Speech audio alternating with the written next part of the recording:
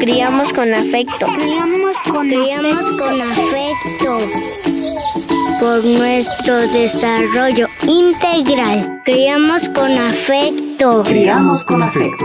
Hola familias ecuatorianas. Hoy iniciamos nuestro programa Criamos con afecto, una propuesta radial que busca brindar a las familias estrategias sobre crianza positiva, promoviendo la comunicación con hijas e hijos para mejorar la convivencia en los hogares. Mi nombre es Mario y estoy gustoso de acompañarlos en este programa junto a Carla. Bienvenida, qué gusto compartir contigo este espacio. Gracias, Mario. Para mí también es un gusto compartir contigo este interesante programa. Un cariñoso saludo para toda nuestra audiencia. Hoy iniciamos con un tema fundamental para los hogares, la crianza respetuosa. Un tema que de a poco está adquiriendo mayor interés en nuestras familias. Conoceremos en qué consiste este tipo de crianza, qué estrategias podemos implementar las familias de nuestros hogares y cómo influye en el desarrollo de niñas, niños y adolescentes. Y para abordar este tema, invitamos a una experta, no se lo pierdan. Primero escucharemos un testimonio que llegó a nuestras redes sociales. Hola Mario, hola Carla, me llamo Marta, tengo 31 años. Soy madre de un niño de 8 años y vivo con mi mamá. Por el día trabajo en un taller de costura y por las tardes estudio. Llego a la casa a eso de las 9 de la noche, toda cansada y de mal humor. En vez de descansar, tengo que revisar las tareas de mi hijo, que no las hace. Cuando le digo que las haga, se molesta. Yo no le puedo exigir a mi mami que se encargue de revisarle los deberes. A la final, me está haciendo el favor de cuidarlo, mientras yo no estoy en casa. La relación con mi hijo se ha quebrantado. No sé qué hacer. ¿Qué me recomiendan? Gracias, Marta, por confiarnos tu historia. Sin duda es una situación que muchas madres trabajadoras compartimos y nos encontramos en la necesidad de encargar a nuestros hijos con algún familiar. Al parecer, el hijo de Marta no se siente motivado para hacer las tareas. Al respecto, consultaremos con nuestra experta invitada su criterio. ¿Qué opinas, Mario? Coincido contigo, Carla. Equilibrar los roles laborales, profesionales y familiares representan un gran reto. Damos la bienvenida a Graciela Ramírez. Ella es psicóloga clínica, con una amplia formación, docente universitaria de pre- y posgrado, psicoterapeuta, especialista en intervención y prevención de violencia de género y maltrato infantil. Bienvenida, Graciela, a Criamos con Afecto. Muy buenos días, Carla y Mario. Les agradezco mucho por la invitación. Gracias, Graciela, bienvenida. Tenemos algunas preguntas para iniciar este diálogo. Partamos de la historia de Marta, una madre que vive con su hijo de 8 años y tiene dificultades para acompañarlo en sus tareas. Esta situación comienza a generar algunas fricciones en su forma de relacionarse y se disgustan entre ellos. ¿Qué le podríamos decir a Marta desde la crianza positiva y respetuosa? Actualmente se habla mucho de este tipo de crianza. ¿Nos puedes contar en qué consiste? Bueno, la crianza positiva se opone a la forma de crianza tradicional, que estaba basada en el castigo físico y que genera para los niños, niñas y adolescentes sensaciones de culpa, sensaciones de miedo y no necesariamente un aprendizaje. La crianza positiva no significa decir siempre sí, significa respetar al otro, sus derechos, su individualidad, su palabra, educarlo desde consignas que se puedan cumplir, negociar las reglas que podemos acordar en la casa y principalmente ser nosotros un garante de esas reglas. Es decir, ser un ejemplo donde los niños pueden reflejar la necesidad de llegar a acuerdos y de llegar a formas más llevaderas de convivencia. La crianza positiva se basa en el diálogo, se basa en el compromiso de que todos los miembros de una familia pueden sacar adelante a esta pequeña comunidad. Qué importante resaltar que la crianza positiva nos invita a respetar a nuestros hijos y a prestar atención a sus necesidades, junto al establecimiento de límites claros, por supuesto. Antes de seguir con la entrevista, hay un dato que puede ser relevante. En un informe sobre la situación mundial de la prevención de violencia contra los niños, realizado en 2020 por la Organización Mundial de la Salud, describe casi 3 de cada 4 niños entre 2 y 4 años sufren castigos corporales y violencia psicológica de la mano de su familia o cuidadores. Una prevención eficaz del maltrato infantil requiere que las intervenciones multisectoriales, con acciones como apoyar a las familias y formarlos en la crianza de los hijos, así como en construir leyes que prohíban los castigos violentos. El hecho de prestar una atención continua a los niños y a las familias puede reducir el riesgo de que los malos tratos se repitan y paliar en lo posible sus consecuencias. Sobre este aspecto, Graciela, mi pregunta es, ¿cómo aplico la crianza positiva en el hogar?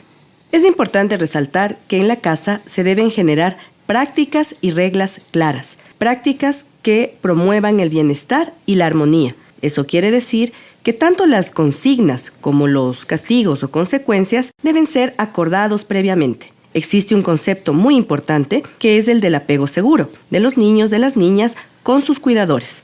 Eso quiere decir que somos adultos que nos adelantamos a las necesidades de los niños y las niñas y les podemos proponer un escenario donde ellos van a ser exitosos al cumplir una tarea. De igual manera, como hemos negociado y hemos dialogado las consecuencias, una vez que una tarea o una consigna o una actividad en la casa no se realiza adecuadamente, los niños y niñas saben que habrá una consecuencia equivalente. Es decir, que un castigo, que una llamada de atención no desborda las necesidades de los niños y les puede permitir generar un aprendizaje. También es importante para los padres y madres reconocer que cada área de desarrollo de los niños debe ser estimulada y el área emocional, vincular, relacional de igual manera. Cuando nosotros generamos reglas claras, estamos fortaleciendo los vínculos con nuestros hijos e hijas y estamos garantizando también que en el futuro ellos se comprometan con el cumplimiento de reglas que generan una buena convivencia en la comunidad. Una vez que elegimos el camino de la violencia,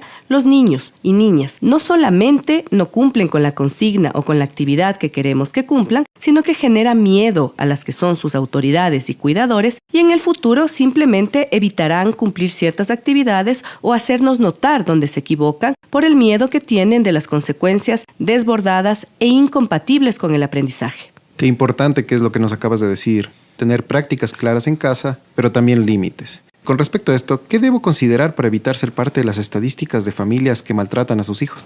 Es extremadamente importante regresar a nuestra propia crianza. La mayoría de personas tenemos al menos alguna experiencia de crianza tradicional donde cumplimos actividades, cumplimos consignas simplemente por el miedo a ser golpeados o porque las llamadas de atención nos vulneran.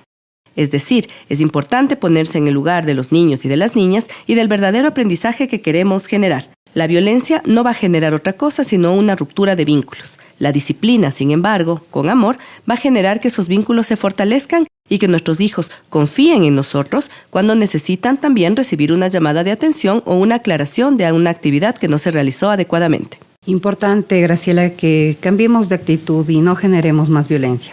Con base en lo que nos has mencionado, tengo 2 preguntas más. La primera, ¿qué podemos hacer las familias para fortalecer la relación con nuestros hijos e hijas? Es extremadamente importante que la crianza positiva esté en el centro. Esto quiere decir que se generen espacios de diálogo, que se acuerden previamente las reglas, que se acuerde previamente incluso los espacios que vamos a compartir y los roles que tiene cada uno dentro del hogar, para que nosotros podamos transmitir a nuestros hijos e hijas el cumplimiento de las normas que queremos que se dé en casa. Nosotros tenemos que ser los primeros y primeras que las cumplimos. Dentro de las familias, muchas veces se prioriza las áreas intelectuales, del aprendizaje, la escolaridad y se deja de lado justamente el área vincular. El área vincular tiene que estimularse permanentemente en las interacciones cotidianas que tenemos con nuestros niños. Preguntémonos, pues, ¿cuál fue la última vez que les festejamos, que les celebramos, que les reconocimos algún pequeño logro que hayan tenido en la vida? No podemos pensar que el aprendizaje de los niños es blanco y negro. Tenemos que considerar que son matices distintos y que se van dando en el día a día, en el cotidiano. Tampoco queremos decir que cada acción bien realizada requiere un reconocimiento. Muchas veces es un reconocimiento de palabra, una mirada, una palmada que garantiza al niño y a la niña recorrer un camino de aceptación de sí mismo y de aceptación de las reglas como una forma de convivencia. Perfecto, Graciela. Nuestra segunda pregunta es, ¿cómo influye la crianza positiva o respetuosa en el desarrollo integral de niñas, niños y adolescentes? Existen una serie de teorías que demuestran que el castigo físico definitivamente ralentiza, dificulta no solamente el comportamiento, no solamente la conducta, sino el desarrollo integral de niños y niñas. Tenemos muchas veces afectaciones en las áreas de aprendizaje, dificultades en adquirir el lenguaje, tenemos muchas veces actividades físicas, motrices, finas y gruesas que se ven afectadas justamente por las inhibiciones que genera el miedo en el momento en que un niño o niña tiene que aprender. En el momento en que un niño y una niña tiene que frustrarse inclusive y tiene que aprender la vida dentro de un grupo. Muchas veces no nos damos cuenta que este castigo físico, que estas malas prácticas, que estas malas formas van a impactar a nuestros niños a futuro. No nos damos cuenta que no solamente en ese día en que se realizó la mala práctica o el castigo, los niños van a interiorizar un miedo que les llevará en el futuro a tomar malas decisiones y a no cumplir adecuadamente las expectativas que se tiene en la sociedad. Es muy importante todo lo que conlleva o acompaña la crianza de los niños para que sean adultos responsables, adultos de esta sociedad. Graciela, ¿qué estrategias podríamos realizar las familias para acompañar el proceso escolar de nuestros hijos? Considero que los padres y madres podemos tener pequeñas planificaciones en casa que garanticen un cierto orden para que para los niños no sea inesperado, no sea abrupto el que nosotros les propongamos ciertas reglas y ciertas formas de estar en el día a día y en sus escuelitas. Preguntémonos también si nosotros hacemos visitas preventivas a la escuela, si solicitamos de vez en cuando una reunión donde podamos seguir de cerca el desarrollo de nuestros niños, no solamente basado en una evaluación cuantitativa, es decir, en la calificación que recibe el niño al final del mes o al final del trimestre, sino cuántas veces le preguntamos a los profesores, a las personas con las que conviven nuestros niños, si los vemos felices, si los vemos interactuar adecuadamente, si se ríen en los recreos, si preguntan, si son curiosos, si llevan completo el material, y cuántas veces nosotros estamos activos justamente en resolver todas estas inquietudes y problemáticas que tienen los niños en el día a día. Es decir, tenemos que ser padres y madres cercanos, tenemos que ser padres y madres que se adelantan a las necesidades de los niños. Podemos leer, escuchar pequeñas cápsulas informativas que nos van a indicar en qué momento del desarrollo están nuestros niños, nuestras niñas, nuestros adolescentes y de acuerdo a cada momento del desarrollo, generar estrategias. También es importante estar en continua comunicación con los otros padres y madres de familia que probablemente están viviendo situaciones similares. Como es el caso de nuestra compañera que contó su testimonio, muchas veces las madres sentimos que somos las únicas que estamos viviendo una situación así, nos ahogamos, nos desesperamos, pero en el momento en que podemos compartir con otras madres y otros padres de familia que están en la misma situación, también podemos reconocer buenas prácticas y podemos replicarlas. Es decir, el tejido social se compone justamente de una cercanía, de una unidad entre las unidades educativas, entre los padres y madres de familia y en general entre la población de niños, niñas y adolescentes. Si lo hacemos juntos, probablemente ese tejido social fortalecido va a garantizar una sociedad que tenga normas, que tenga leyes y que tenga disciplina, pero basadas en el respeto, en la crianza y en el amor. Sin duda tenemos mucho que aprender sobre este tema y esta es la misión de este programa que inicia el día de hoy. Quedamos muy agradecidos por tus aportes. Nos han dado un nuevo panorama de crianza que benefician a padres, madres, cuidadores y sobre todo a niñas, niños y adolescentes. Antes de despedirnos, déjanos tus últimas impresiones y tus últimos consejos para nuestras familias. En el caso que escuchamos, es importante destacar la sensación que tiene también la madre. El cansancio, el estar abrumados y abrumadas del día a día es normal. Si reconocemos en nosotros también estos sentimientos negativos, podemos trabajarlos, podemos apalearlos, podemos cuidarnos, principalmente nosotros mismos, para poder transmitir lo mismo a nuestros hijos e hijas. Escuché también la palabra motivación. Motivación no significa simplemente aplaudir, significa proponer espacios, reconocimientos y significa que cada día nosotros podemos ser para esa otra persona, podemos ser un pequeño empujón, podemos ser un aliciente para que los niños y para que las niñas se reconozcan como actores claves dentro del proceso social y quieran ser parte de la familia y de la comunidad.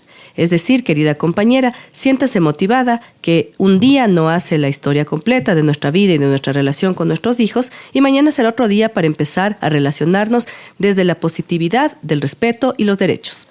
Agradecemos a nuestra invitada Graciela Ramírez por darse el tiempo para atender esta entrevista. Esperamos contar contigo en una nueva oportunidad. Muchísimas gracias. Hasta la próxima. Gracias a toda nuestra audiencia por abrirnos las puertas de sus hogares y así ampliar la discusión sobre la crianza con afecto. Conmigo será hasta una próxima oportunidad. Mario. A todos quienes nos escuchan, gracias por conectarse a esta entrevista. Les invitamos a otra entrega más de Criamos con Afecto. De mi parte, un abrazo afectuoso. Les recordamos que este material, así como otros recursos educativos, los pueden encontrar en la página web recursos.educacion.gov.es. Criamos con afecto. Criamos con afecto. Por nuestro desarrollo integral. Esto es una coproducción del Ministerio de Educación, la carrera de Comunicación y Radio de la Universidad Técnica Particular de Loja.